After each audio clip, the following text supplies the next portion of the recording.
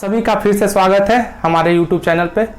आज हम लोग राष्ट्रपति के बाद उपराष्ट्रपति पढ़ेंगे। मैं अभी हिस्ट्री को थोड़ा रोका हूँ और पॉलिटी की ओर चल गया हूँ। उसके बाद ज्योग्राफी का 1-2 क्लास लेने के बाद फिर से मैं हिस्ट्री के वापस आऊँगा।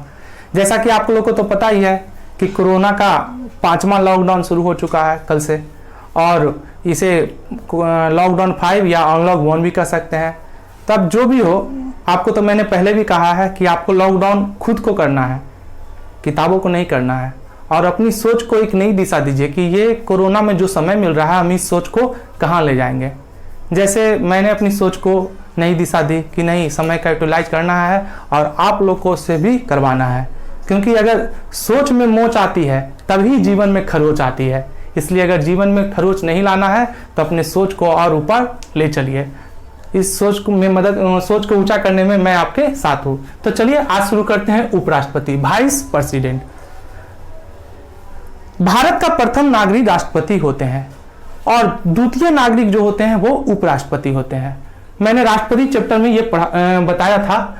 भारतीय संविधान के अनुच्छेद 63 में कहा गया है कि भारत में एक उपराष्ट्रपति होगा। भारत में एक उपराष्ट्रपति होगा। भारत में उपराष्ट्रपति का पद यूएसए से लिया गया है। यूएसए से लिया गया है, यानी यूनाइटेड स्टेट्स ऑफ अमेरिका से लिया गया है।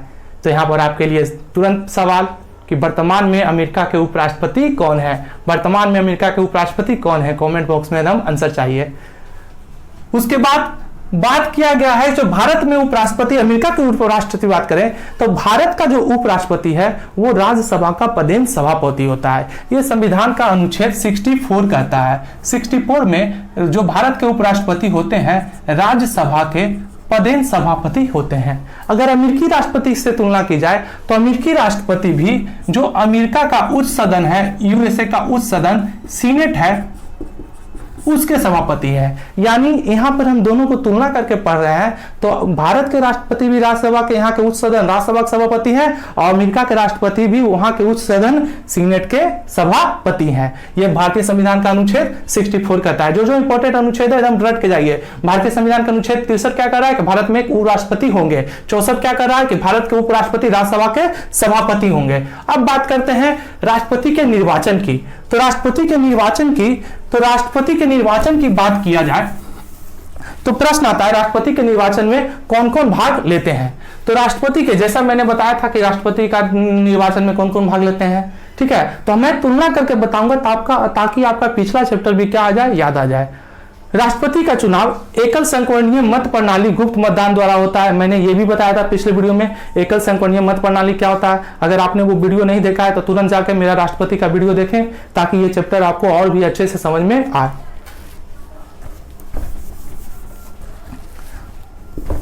भारत के उपराष्ट्रपति के निर्वाचन में संसद के दोनों सदनों के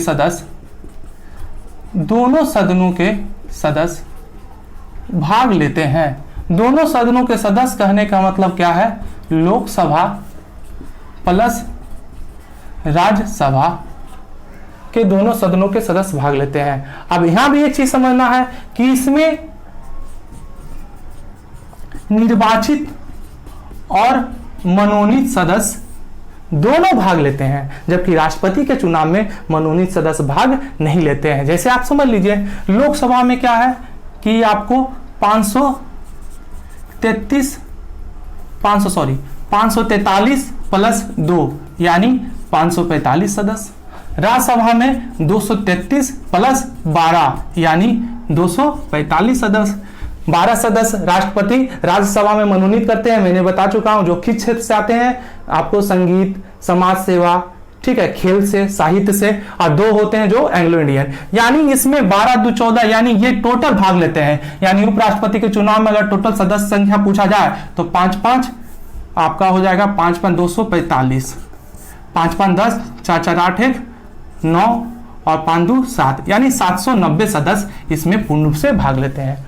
राष्ट्रपति के चुनाव में राज्य विधानसभा के सदस्य, दिल्ली पुदुचेरी के सदस्य भी भाग ले रहे थे, लेकिन उपराष्ट्रपति के चुनाव में ये सब भाग नहीं लेते हैं। यानी आपको सिंपल सा एक चीज याद रखना है कि उपराष्ट्रपति के चुनाव में सिर्फ और सिर्फ संसद के सभी सदस्य भाग लेते हैं, निर्वाचित भी और मनोनीत भी। चलिए ठीक है, यहां तक निर्वाचन तक। अब बात कर लेते हैं उनकी योग्यता की। राष्ट्रपति होने, उपराष्ट्रपति होने के लिए क्या क्या योग्यता होनी चाहिए। तो चलिए योग्यता में बात किया जाए तो सबसे पहले तो उम्र की बात करते हैं। राष्ट्रपति होने के लिए उम्र कितना होना चाहिए? 35 वर्ष। राष्ट्रपति होने के लिए उम्र 35 वर्ष और उपराष्ट्रपति होने के लिए भी उम्र 35 वर्ष। दूसरा, ये बात तो सब जानते हैं, भारत का नागरिक होना चाहिए। और तीसरा जो सबसे इंपॉर्टेंट आपको जानना जरूरी है वो है इनमें राज्यसभा सदस्य होने की योग्यता होनी चाहिए। राज्यसभा सदस्य होने की योग्यता होनी चाहिए। जैसे लोकसभा अध्यक्ष क्या होते हैं? लोकसभा अध्यक्ष वही बन सकते हैं जो लोकसभा सदस्य होते हैं, जबकि यहां सिर्फ ये कहा गया है कि इन्हें राज्यसभा सदस्य होने की योग्यता होनी चाहिए। राज्यसभा सदस्य नहीं हो, ये प्रश्न पूछा गया है कि किस सदन का सभापति उस सदन का सदस्य नहीं होता है, तो जी कौन? राज्यसभा का सभापति उस सदन का सदस्य नहीं होता, लेकिन उसके सदस्य होने की योग्यता होनी चाहिए। ठीक है आपको। अब बात करते हैं, ये तो आपका योग्यता उनका हो गया। उम्र कितना? 35 वर्ष। सबसे बड़ी बात, भारत का नागरिक, राज्यसभा का सदस्य होने की योग्यता होना चाहिए। और सबसे बड़ी बात, पागल एवं दिवालिया ना हो, लाभ के पद पर ना हो। अब बात करते हैं शपथ। राष्ट्रपति को शपथ, उपराष्ट्रपति को शपथ राष्ट्रपति दिलाते हैं। बहुत इंपॉर्टेंट प्रश्न है आपका, इस बात को आपको ध्यान रखना है। ठीक है, जिसका वर्णन संविधान के 69 में है, मैंने यहां पे लिख दिया है। अनुच्छेद 69 में उपराष्ट्रपति के शपथ का वर्णन है। प्रश्न आएगा, उपराष्ट्रपति को शपथ कौन दिलाते हैं? तो राष्ट्रपति। आपको तो पता है राष्ट्रपति को शपथ कौन दिलाते हैं? सुप्रीम कोर्ट के मुख्य न्यायाधीश। कार्यकाल, कार्यकाल की बात किया जाए तो आपको राष्ट्रपति, उपराष्ट्रपति का कार्यकाल अपने पद की शुरुआत करने से, ठीक है, आपको 5 वर्ष तक माना जाता है। यानी इनका कार्यकाल कितने वर्ष का होता है? 5 वर्ष का। लेकिन अगर प्रश्न पूछा जाए राज्यसभा के सदस्य का कार्यकाल कितना होता है, तो राज्यसभा के सदस्य का कार्यकाल 6 वर्ष का होता है। लेकिन राष्ट्रपति यानी राज्यसभा के सभापति यानी उपराष्ट्रपति का कार्यकाल कितना होता है? 5 वर्ष। ये बात आप लोग ध्यान दीजिएगा। ये तो हो गया इनका कार्यकाल। यहां तक तो आप लोग पूरी तरह से समझ चुके होंगे। अब बात करते हैं राष्ट्रपति त्यागपत्र, उपराष्ट्रपति का त्यागपत्र। यानी जब कोई ऐसा कारण हो जाए कि लगे कि नहीं अब त्यागपत्र देना चाहिए, तो उपराष्ट्रपति अपना त्यागपत्र राष्ट्रपति को देते हैं। राष्ट्रपति को देते हैं, यानी उपराष्ट्रपति अपना त्यागपत्र किसे प्रदान करते हैं? राष्ट्रपति को देते हैं। और जब उपराष्ट्रपति का पद रिक्त हो जाए तो 6 महीने के अंदर उपराष्ट्रपति का चुनाव हो जाना चाहिए। ये इंपॉर्टेंट पॉइंट है कि उपराष्ट्रपति का चुनाव कितने महीने के अंदर हो जाना चाहिए? 6 महीने के अंदर हो जाना चाहिए। अब बात करते हैं वेतन की। उपराष्ट्रपति का वेतन वर्तमान में 4 लाख रुपये है। उपराष्ट्रपति का वेतन वर्तमान में 4 लाख रुपये है। लेकिन ये बात आप लोग एकदम समझिएगा, यहाँ पे समझिएगा, मैंने जो बात बोला है उपराष्ट्रपति का वेतन 4 लाख रुपये है, ये बिल्कुल गलत है। क्यों? क्योंकि उपराष्ट्रपति का जो वेतन है वो उपराष्ट्रपति के रूप में नहीं, राज्यसभा के सभापति के रूप में मिलता है जी। तो अगर पूछा जाए कि उपराष्ट्रपति का वेतन कितना है, तो वहां पर रुकिए, ठहरिए, सोचिए, उसके बाद आपको ये जवाब देना है कि उपराष्ट्रपति का जो वेतन है वो राज्यसभा के सभापति के रूप में मिलता है, और वो वेतन कितनी है? 4 लाख। लेकिन जब उपराष्ट्रपति राष्ट्रपति का पद संभालते हैं, तब उपराष्ट्रपति को राज्यसभा के सभापति के रूप में वेतन नहीं मिलता है, बल्कि राष्ट्रपति के रूप में वेतन मिलता है। जो राष्ट्रपति का वेतन और भत्ता मिलता है वो मिलता है, और इधर जो सभापति का काम है वो उपसभापति संभालने लगते हैं। तो ये बात भी आपको एकदम याद रखना है। तो ये हो गया वेतन की बात। वेतन उनका कितना है? 4 लाख रुपया। किस रूप में? राज्यसभा के सभापति के रूप में। और भी पूछा जाए कि ये वेतन कहां से दिया जाता है, तो वेतन भारत के संचित निधि से दिया जाता है। जल्द ही मैं आपके लिए एक वीडियो ला रहा हूं जिसमें सारा चीज बताऊंगा। संचित निधि क्या है, आकस्मिक निधि क्या है, विनियोग विधेयक क्या है, धन विधेयक क्या है, सारे वित्त से संबंधित सारे जो आपको जैसे इस तरह इकोनॉमिक्स ग्लोसरी होता है उसी तरह मैं आपके लिए एक वीडियो बना रहा हूं जिसमें आपका रहेगा पॉलिटिकल साइंस का ग्लोसरी। पिंग पोंग डिप्लोमेसी क्या है, जैसे अभी चाइना भी आपका चाइना से संबंधित है, पिंग पोंग डिप्लोमेसी, तो वो सब सारी बातें बताऊंगा। ठीक है, आपका इसमें आपको ये सब सारी बात, तो इनका वेतन कहां से दिया जाता है, संचित निधि से दिया जाता है। हटाने की प्रक्रिया, राष्ट्रपति को जब हटाना हो तो हम लोग तो उपराष्ट्रपति को जब हटाना हो, हम लोग तो पढ़ चुके हैं कि राष्ट्रपति को हटाना हो तो उसको महाभियोग की प्रक्रिया लाई जाती है, लेकिन उपराष्ट्रपति को लाने के लिए कोई भी महाभियोग की प्रक्रिया संविधान में वर्णन नहीं है। एक साधारण सी प्रक्रिया है उपराष्ट्रपति को हटाने के लिए, यानी अगर उपराष्ट्रपति को हटाना हो तो सर्वप्रथम जो बिल लाया जाएगा वो बिल वो कहां लाएगा, राज्यसभा में लाया जाएगा। क्यों राज्यसभा में लाया जाएगा, क्योंकि उपराष्ट्रपति राज्यसभा के ही सभापति होते हैं। राज्यसभा से बिल पेश करने से पूर्व 14 दिन, जो आपको राष्ट्रपति में केस है वो 14 दिन पूर्व इसकी सूचना में किसी देनी पड़ेगी, उपराष्ट्रपति को देनी पड़ेगी। राज्यसभा से बिल अगर पास हो जाता है तो लोकसभा की सिर्फ उसमें सहमति चाहिए, लोकसभा की सहमति आवश्यक है। लोकसभा की सहमति के मिलने के बाद उपराष्ट्रपति अपना पद से त्यागपत्र दे सकते हैं या वो उनका पद खाली माना जा सकता है। तो ये हुआ उनको हटाने की प्रक्रिया। आपको याद रखना है कि उपराष्ट्रपति को हटाने का संविधान में कोई महाभियोग जैसी प्रक्रिया का वर्णन नहीं है, सिंपल सी साधारण सी प्रक्रिया है।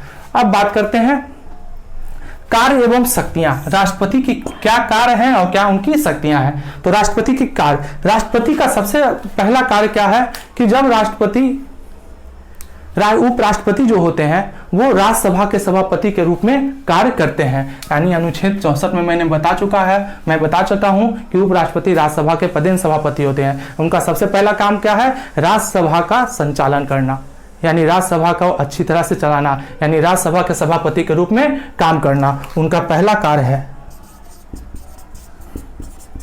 राज्यसभा के सभापति के रूप में कार्य करना या सदन की कार्यवाही चलाना। दूसरा काम, जब भारत का राष्ट्रपति का पद खाली हो, किसी भी कारण से खाली हो, तब उपराष्ट्रपति राष्ट्रपति कार्यवाहक राष्ट्रपति के रूप में कार्य करते हैं। यानी दूसरा आपका महत्वपूर्ण क्या है, कार्यवाहक राष्ट्रपति के रूप में काम करना। ये इनके दो महत्वपूर्ण कार्य है। यानी जब भारत का राष्ट्रपति का पद रिक्त हो तब उपराष्ट्रपति कार्यवाहक राष्ट्रपति के रूप में कार्य करते हैं। यहां पे आपको अमेरिका के राष्ट्रपति से और भारत के राष्ट्रपति से थोड़ा तुलना करना होगा और आपको एक बात समझना होगा कि अगर अमेरिका के उपराष्ट्रपति, जैसे ऐसे समझा जाए, मान लिए अमेरिकी राष्ट्रपति का कार्यकाल कितना था, 4 साल, भारत के राष्ट्रपति का कार्यकाल 5 साल। तो मान लिया अमेरिका के राष्ट्रपति 4 साल के कार्यकाल में मान लिए वो अपना 2 ही साल कार्यकाल पूरा कर पाए, तो उनका शेष जो 2 साल का कार्यकाल है वो अमेरिकी उपराष्ट्रपति पूरा करेंगे, बीच में चुनाव नहीं होगा। लेकिन भारत में ऐसा नहीं है। मान लीजिए भारत के अगर उपराष्ट्रपति का निधन या किसी वजह से त्यागपत्र हो जाता है, पद खाली रहता है, तो ये उपराष्ट्रपति कार्यवाहक राष्ट्रपति के रूप में ज्यादा 6 महीने तक काम कर सकते हैं। यानी 6 महीने से ज्यादा ये राष्ट्रपति के कार्यवाहक राष्ट्रपति के रूप में काम नहीं कर सकते हैं, जबकि अमेरिका के राष्ट्रपति शेष कार्यकाल के लिए नियुक्त होते हैं। तो ये अंतर आपको समझना है। एक मैंने और शुरू में ही बताया था कि ये दोनों में समानता बोल सकते हैं कि भारत के उपराष्ट्रपति भी राज्यसभा के पदेन सभापति होते हैं, जो राज्यसभा क्या है, संसद का उच्च सदन है, और अमेरिका के उपराष्ट्रपति भी वहां के उच्च सदन सीनेट के सभापति होते हैं। अब एक बात करते हैं भारतीय उपराष्ट्रपति संबंधित अनुच्छेद की, फिर से एक बार रिपीट करते हैं। अनुच्छेद 63 में कहा गया है कि भारत में एक उपराष्ट्रपति होंगे, जबकि 64 में कहा गया है कि उपराष्ट्रपति राज्यसभा के पदेन सभापति होंगे। अनुच्छेद 65 में कहा गया है राष्ट्रपति के कर्तव्यों का निर्वहन, यानी राष्ट्रपति के क्या क्या कार्य हैं, क्या क्या कर्तव्य है। 66 में उपराष्ट्रपति के चुनाव की प्रक्रिया बताई गई है। उपराष्ट्रपति के चुनाव की प्रक्रिया मैंने बताई कौन कौन भाग लेते हैं। एक पॉइंट छूट गया था, जिससे मैं फिर से बता देता हूं कि उपराष्ट्रपति के चुनाव में राष्ट्रपति की तरह ही राष्ट्रपति की तरह तो आप नहीं बोल सकते, राष्ट्रपति में 50 प्रस्तावक 50 अनुमोदक चाहिए था, लेकिन यहाँ आपको 20 प्रस्तावक और 20 अनुमोदक चाहिए, और साथ ही साथ 15,000 रुपये आरबीआई के पास जमा होनी चाहिए जमानत राशि के रूप में। बात समझ गए? राष्ट्रपति के चुनाव में 50 प्रस्तावक 50 अनुमोदक, जबकि उपराष्ट्रपति में 20 प्रस्तावक 20 अनुमोदक और 15,000 रुपये आरबीआई में जमानत के तौर पर। ये आपका था उपराष्ट्रपति का चुनाव। उपराष्ट्रपति का कार्यकाल क्या है? पद संभालने की तिथि से कार्य 5 साल। अनुच्छेद 68 उपराष्ट्रपति का पद शीघ्र भरा जाए, यानी जब उपराष्ट्रपति का पद खाली हो जाए तो 6 माह के अंदर उपराष्ट्रपति का पद भरा जाए। जब उपराष्ट्रपति नहीं होते हैं तो राज्यसभा के उपसभापति सभापति के रूप में कार्य करते हैं। अनुच्छेद 69 उपराष्ट्रपति का शपथ। उपराष्ट्रपति को शपथ कौन दिलाता है? राष्ट्रपति। और उपराष्ट्रपति अपना त्यागपत्र भी किसे देते हैं? राष्ट्रपति को। अनुच्छेद 71 चुनाव संबंधी तथा उनसे जुड़े मामले। अगर मान लिया उपराष्ट्रपति के चुनाव में कोई विवाद उत्पन्न हो जाता है तो इस विवाद का निपटारा सुप्रीम कोर्ट यानी उच्चतम न्यायालय करती है, उसका निर्णय ही अंतिम होता है। तो ये था हमारा उपराष्ट्रपति चैप्टर। आशा करता हूं कि आपको राष्ट्रपति और उपराष्ट्रपति अच्छे से समझ में आया होगा। नेक्स्ट मैं पॉलिटी में संसद आपके लिए लेकर आऊंगा। संसद बहुत अच्छा चैप्टर है, उससे बहुत सारे प्रश्न निकलते हैं। आपको क्या करना है कि राष्ट्रपति और उपराष्ट्रपति दोनों पढ़ के एक तुलनात्मक विवरण बनाना है कि एक तरफ राष्ट्रपति एक तरफ उपराष्ट्रपति, दोनों में क्या समानता और दोनों में क्या अंतर। ये बहुत अच्छा नोट्स आपके लिए बनेगा। अब चलिए आज का सवाल। आज मैं आपके लिए 10 प्रश्न लेके आया हूं जिसका जवाब आपको देना है। पहला सवाल, मतपत्रों का सबसे पहले किस देश में प्रयोग किया गया था? मतपत्र, पहले चुनाव जो होते थे ईवीएम से नहीं होते थे, मतपत्र से होते थे, तो मतपत्रों को सबसे पहले किस देश में प्रयोग किया गया? दूसरा प्रश्न, केंद्रीय प्रदूषण नियंत्रण बोर्ड किस मंत्रालय के अंतर्गत आता है? केंद्रीय प्रदूषण नियंत्रण बोर्ड किस मंत्रालय के अंतर्गत आता है? तीसरा प्रश्न, सिविल सेवा के प्रतियोगी परीक्षा सबसे पहले किस देश ने शुरू की थी? सिविल सेवा के प्रतियोगी परीक्षा सबसे पहले किसने शुरू की थी? चौथा प्रश्न, यह किसका कथन है? मनुष्य स्वतंत्र पैदा होता है लेकिन सदा जंजीरों से बना होता है। बिल्कुल सही बोला था जिसने भी बोला, मनुष्य स्वतंत्र पैदा होता है लेकिन सदा जंजीरों से बंधा होता है। पांचवा प्रश्न, किसने कहा मानव प्राकृतिक रूप से एक राजनीतिक प्राणी है? मानव प्राकृतिक रूप से एक राजनीतिक प्राणी है। छठा प्रश्न, किसने कहा अच्छा नागरिक अच्छा राज्य बनाता है और बुरा नागरिक बुरा राज्य बनाता है? इसलिए आप अच्छे नागरिक बनिए ताकि हमारे अच्छे राज्य का निर्माण हो सके। सातवां प्रश्न, भारत की आत्मा गांवों में निवास करती है, यह कथन किसका है? भारत की आत्मा गांवों में निवास करती है, यह कथन किसका है? आठवां प्रश्न, किस अनुच्छेद के तहत राज्यपाल विधानसभा में एक एंग्लो इंडियन का मनोनयन करते हैं? किस अनुच्छेद के तहत राज्यपाल विधानसभा में एक एंग्लो इंडियन का मनोनयन करते हैं? नौवां प्रश्न, मुख्य निर्वाचन आयुक्त का कार्यकाल कितना होता है? मुख्य निर्वाचन आयुक्त का कार्यकाल कितना होता है? और 10वां प्रश्न, किस संविधान संशोधन के तहत प्रारंभिक शिक्षा को मौलिक अधिकार का दर्जा दिया गया? ये सारे प्रश्न का उत्तर आप दीजिए। आंसर मैं कमेंट बॉक्स में नीचे लिख दूंगा। मैं जब आंसर लिखता हूँ इतना सारा तो आप भी कुछ कमेंट कर दिया कीजिए। वीडियो में अगर अच्छा ना लगे तो बुरा ही लिखिए, कम से कम उस बुराई को मतलब गलत अगर रहा तो मैं उसे सुधारूंगा तो ठीक है, वो मेरे लिए ज़्यादा ज़रूरी है कि क्या कमियां हैं इसमें। तब तक आप इस कोरोना काल में यानी जो लॉकडाउन 5 या कह सकते हैं लॉकडाउन में, ठीक है, मैं पहले भी कह चुका हूं कि किताबों और पढ़ाई को लॉकडाउन नहीं करना है, अपने आप को करना है और कोरोना से बचना है, लड़ना भी है और आगे भी चलना है। अपनी पढ़ाई को इसी तरह बनाए रखिए, हंसते रहिए, मुस्कुराते रहिए और खूब पढ़िए। आपका दिन शुभ हो, मंगलमय हो। थैंक यू, धन्यवाद।